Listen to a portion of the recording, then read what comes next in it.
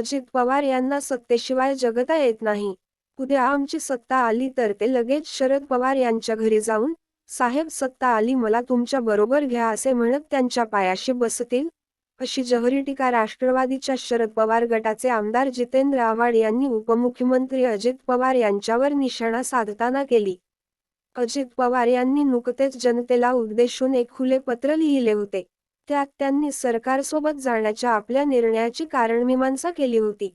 तसेच आपण अपघातानेच राजकारणात आल्याचा दावाही केला होता.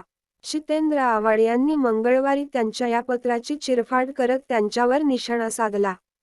ते म्हणाले की, त्यांनी 1991 मध्ये राजकारणात आल्याचा दावा केला.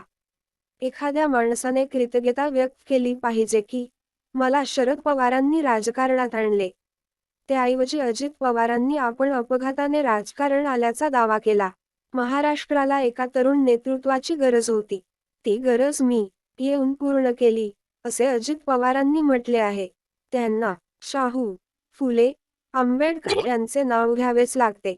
कारण त्यांच्या कृतीतून काहीही दिसत नाही, असे आव्हाड यांनी म्हटले आहे.